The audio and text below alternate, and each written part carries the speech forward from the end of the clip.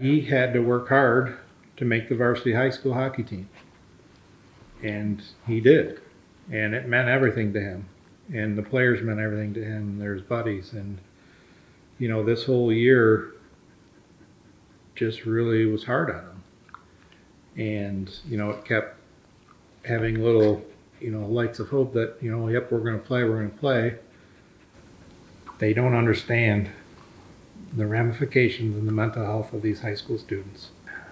You could see it in his face and his body language and his demeanor that it just took it out of him. And, you know, we both noticed it and, you know, did what we could. And ultimately that night, something set him off. And,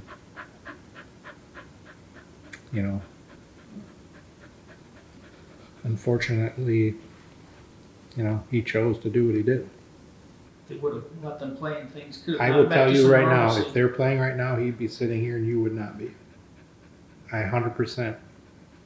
No questions about it. No questions. Because that was his outlet. That's all these kids' outlet. We don't care about, you know, the record of the team at the end of the year and if they win and they lose. Like, that's not what it's about.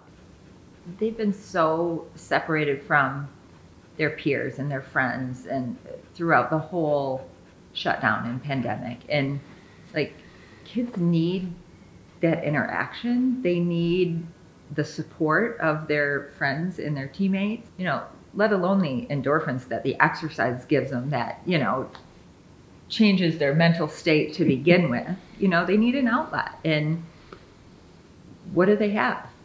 The difference has been over the last year and actually the last 6 months.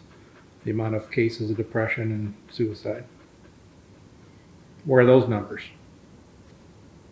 They don't show them. So, you know, we're hoping that this will help change something and maybe help another kid. There's so many kids struggling right now, and it's not their fault. You know, they don't ask for it. They didn't ask for anything that's happened this last year, and I know it's hard. It's hard to tell people that you're struggling and that, you know, things aren't as perfect as they might seem, and that you want everybody to believe that they are. So I think it was easier for him to kind of pretend things were okay. You know, help everybody else and pretend he was fine. He was really good at that. Yeah. Would walk into a room and if he didn't know somebody, he would go up to them. You know, we never wanted like his depression or his anxiety to define who he was. You know, he was so much more than that. And, but it was a part of him. And, you know, we weren't ashamed of it. We want people to know that they shouldn't be ashamed of it and that they should talk about it and get help if they need the help.